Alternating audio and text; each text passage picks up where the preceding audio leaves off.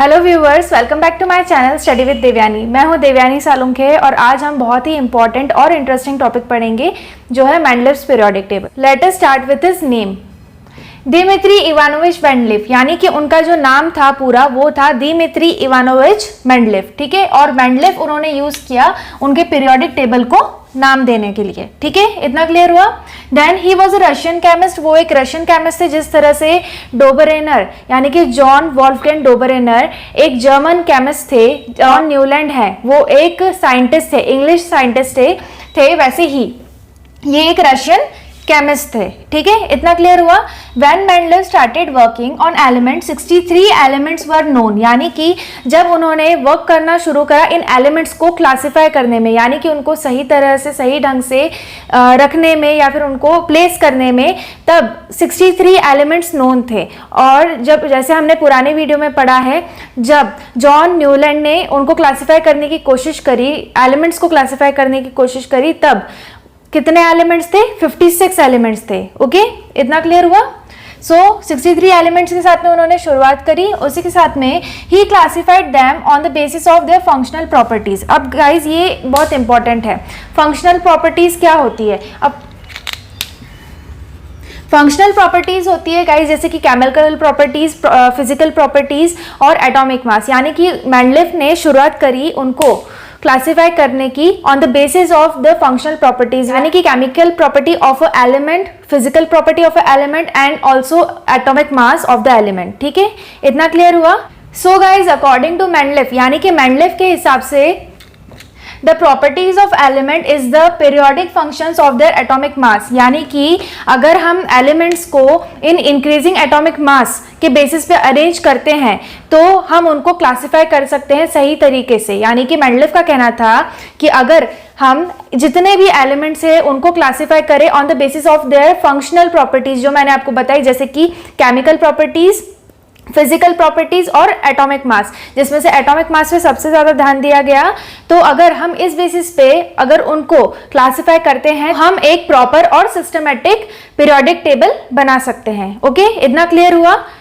So guys अब पढ़ते हैं हम मेरिट्स के बारे में कि मेंडलीव्स पीरियोडिक टेबल के क्या मेरिट्स थे। ठीक है, At some places, the order of atomic weight was changed in order to justify chemical and physical properties. यानी कि अगर कोई एलिमेंट है X, अगर उसकी केमिकल और फिजिकल प्रॉपर्टीज के हिसाब से उसका एटॉमिक वेट नहीं था, तो उसके हिसाब से उन्होंने उसको जस्टिफाई करने के लिए, यानी कि फिजिकल और केमिकल प्रॉपर्टीज को जस्टिफाई करने के लिए उन्होंने एटॉमिक वेट में कुछ चेंजेस किए, with the help of which एक स्टेबिलिटी आने लग गई, यानी कि एक बैलेंस बनने लग गया। ठीक है, इतना क्लियर हुआ। Mendeleev left some gaps to fill elements which were not discovered at that time, यानी कि मेंडलीव ने कुछ गैप्स रखे थे बीच में एलिमेंट्स के, ताकि अगर कोई भी एलिमेंट डिस्कवर नहीं हुआ हो अभी तक और आगे इन फ्यूचर डिस्कवर होगा, तो मेंडलीव ने इस चीज को ध्यान में रखते हुए बीच में गैप छोड़े थे। यानी कि मेंडलीव ये बिलीव करता था कि आगे भी एलिमेंट्स डिस्कवर होंगे, सिर्फ 63 एलिमेंट्स तक नहीं रहेगा हमारा पीरियोडिक टेबल, आगे भी इसमें डिस्कवरीज होगी। ठीक है, inert gases were discovered later, but due to the great management they were placed without disturbing other elements। यानी कि अगर हम पहले बात करें कि इनर्ट गैसेस क्या होती हैं, तो गाइज इनर्ट गैसेस वो होती है जिनका आउटरमोस्ट शेल जो होता है वो कंप्लीट होता है। ठीक है, तो आउटरमोस्ट शेल जिनका कंप्लीट रहता है, तो हम एग्जांपल के लिए लेते हैं नियॉन। इसका एटॉमिक नंबर होता है 10। ठीक है, तो अब अगर हम इसे शो करें तो देखो 2 इलेक्ट्रॉन से इनर मोस्ट शेल कंप्लीट हो गया, फिर 1 2 3 4 5 6 7 8 जो आउटर मोस्ट शेल है वो भी कंप्लीट हो गया और हमने सारे इलेक्ट्रॉन्स भी दिखा दिए। ठीक है, तो इसका एटॉमिक नंबर से क्लियर हो, जो आउटर मोस्ट शेल है वो भी कंप्लीट हो गया, इनर मोस्ट शेल तो कंप्लीट होगा ही। तो इससे क्या क्लियर होता है कि ये स्टेबल है, इसके पास स्टेबिलिटी है।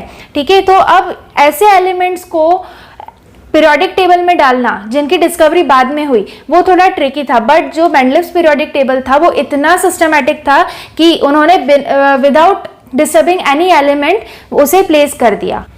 सो गाइज अब हम बात करते हैं कैरेक्टरिस्टिक्स यानी कि मेंडलीफ पीरियोडिक टेबल में जो एलिमेंट्स है उनके कैरेक्टरिस्टिक्स की। Elements arrange in vertical row or group and horizontal or period, यानी कि जो एलिमेंट्स वर्टिकली अरेंज्ड है उन्हें क्या नाम दिया है, ग्रुप नाम दिया है, ठीक है। और जो हॉरिजॉन्टली अरेंज्ड है वो है पीरियड्स, ठीक है। इतना क्लियर हुआ। फिर 8 groups are indicated by Roman numerals, यानी कि जो ग्रुप्स है उनको इंडिकेट किया है किसके द्वारा, रोमन न्यूमरल्स के द्वारा। रोमन न्यूमरल्स क्या होते हैं, ये होता है 1 2 3 4 5 6 7 एंड 8, ओके। तो इनसे उनको डिनोट किया है, ठीक है। इतना क्लियर हुआ। ये होते हैं Roman numerals. Then the elements of first to 7th group are divided into sub groups, यानी कि जो एलिमेंट्स है फर्स्ट से लेके 7th ग्रुप तक के, ठीक है, उन्हें ग्रुप कौन सा होता है, वर्टिकल रोज होते हैं वो ग्रुप होते हैं, ठीक है। तो उन्हें डिवाइड किया है सब ग्रुप्स में, ए और बी में, ठीक है। ये देखो ए एंड बी में, ठीक है। इतना क्लियर हुआ। अब गाइस आपके दिमाग में ये आएगा कि इनको क्यों डिवाइड किया है, तो on the basis of similarities उनको इस टाइप में डिवाइड किया है, ठीक है, ए एंड बी ग्रुप में। Group 8 consist of 9 elements divided into 3 triads, यानी कि जो ग्रुप 8 है 7 तक के जो ग्रुप है फर्स्ट से लेके 7 तक का, वो तो डिवाइड हो गया सब ग्रुप्स ए एंड बी में, ठीक है। अब जो ग्रुप 8 है, ठीक है, वो डिवाइडेड है 9 एलिमेंट्स। इन 9 एलिमेंट्स को डिवाइड किया है 3 ट्रायड्स में, ठीक है। जो ट्रायड हमने डोबरेनस ट्रायड में पढ़ा था उसमें, ठीक है। इतना क्लियर हुआ। सो गाइज अगर हम बात करें पीरियड्स की, तो there are 6 periods. Period 4 5 6, I forgot to put comma here. Period 4 5 6 are divided into 2 halves, यानी कि जो ये 4 5 6 पीरियड है ना, जैसे हमारे ग्रुप्स थे वैसे ही पीरियड्स, तो अब ये जो पीरियड्स है 4 5 6 ये डिवाइडेड है 2 हाफ्स में, यानी कि 2 पार्ट्स में डिवाइडेड है, ठीक है। The first half of the element is placed in the upper left corner, यानी कि जो एलिमेंट जो फर्स्ट हाफ में आते हैं वो अपर लेफ्ट कॉर्नर में प्लेस्ड हैं, ठीक है। And the second half in lower right corner, यानी कि जो सेकेंड हाफ है, जो सेकेंड हाफ के जो एलिमेंट्स है उन्हें कहाँ प्लेस किया हुआ है, लोअर राइट कॉर्नर में, ठीक है। तो गाइज ये थे कैरेक्टरिस्टिक्स, आई होप आपको समझ में आए होंगे। अब हम आगे बढ़ते हैं। सो गाइज अगर हम बात करें मेंडलीफ पीरियोडिक टेबल के अचीवमेंट्स की, तो वो कुछ इस प्रकार है। The arrangement of elements in groups and period was so systematic to study in sense of that if the property of one element was known, property of group was known। यानी कि अगर हम बात करें एलिमेंट्स को arrange करने की, तो मेंडलीफ ने इतने अच्छे तरीके से, इतने सिस्टमैटिक तरीके से उन्हें अरेंज किया था कि अगर हम एक एलिमेंट की प्रॉपर्टी को अगर हम याद कर ले या फिर जान ले, तो हमें पूरे ग्रुप की प्रॉपर्टीज याद हो जाएंगी, ठीक है। इतना क्लियर हुआ। तो ये उनका फर्स्ट अचीवमेंट था। अब सेकेंड अचीवमेंट क्या था, prediction of new elements and properties. कहीं ना कहीं मेंडलीफ को ये लग रहा था कि कोई और भी एलिमेंट्स होंगे जो आगे इन फ्यूचर डिस्कवर होंगे, जिनका नॉलेज अभी हमें नहीं है। तो ऐसे एलिमेंट्स के लिए भी उन्होंने गैप्स छोड़ दिए थे एलिमेंट्स के बीच में।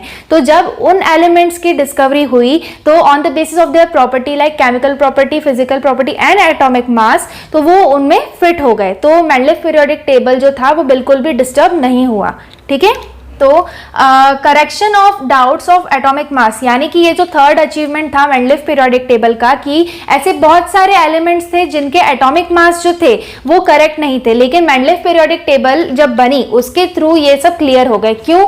अगर हम एग्जांपल लें, जैसे element was known, property of group was known, यानी कि अगर हम एक एलिमेंट की प्रॉपर्टी जान लेते थे तो हमें पूरे ग्रुप की प्रॉपर्टीज पता चल जाती थी। तो उसके हेल्प से ये सब चीजें पॉसिबल हुई। यानी कि अगर किसी एलिमेंट का जो एटॉमिक मास है वो अगर थोड़ा सा स्लाइटली अगर गलत आ रहा है, on the basis of that group, यानी कि ग्रुप को देखते हुए, उसे ऑब्जर्व करते हुए उसकी प्रॉपर्टीज और उसके जो एटॉमिक मास है उसे सही कर लिया जाता था, ठीक है। क्लियर हुआ इतना? सो गाइज आज के इस टॉपिक में, यानी कि मेंडलीफ पीरियोडिक टेबल में, हमने कैरेक्टरिस्टिक्स को समझा, हमने मेंडलीफ पीरियोडिक टेबल को समझा, हमने उसके प्रॉफिट्स को देखा यानी कि मेरिट्स को देखा, साथ ही साथ में हमने उनकी अचीवमेंट्स को देखा। अब जो लास्ट टॉपिक है वो है लिमिटेशंस, हम उसको समझ लेते हैं, ठीक है। could not assign position of hydrogen, यानी कि जो मेंडलीफ पीरियोडिक टेबल था उसमें मेंडलीफ जो थे वो हाइड्रोजन की जो पोजीशन है उसे वो असाइन नहीं कर पा रहे थे, उसको एक करेक्ट पोजीशन नहीं दे पा रहे थे। ठीक है, इतना क्लियर हुआ। Atomic mass do not increase evenly even moving on next, यानी कि जो एटॉमिक मास था एलिमेंट्स का वो इवनली इंक्रीज नहीं हो रहा था। ठीक है, अगर हम एक एलिमेंट से दूसरे एलिमेंट्स पे जाते हैं तो। ठीक है, isotopes were also not given correct position, यानी कि जो आइसोटोप्स थे, आइसोटोप्स कौन होते हैं, ऐसे एलिमेंट्स होते हैं जिनके जो एटॉमिक मास होता है वो डिफरेंट होता है बट एटॉमिक नंबर सेम होता है। ओके, तो जो ऐसे एलिमेंट्स जो थे उनको करेक्ट पोजीशन नहीं मिल रही थी। ठीक है, तो ये था हमारा लिमिटेशन।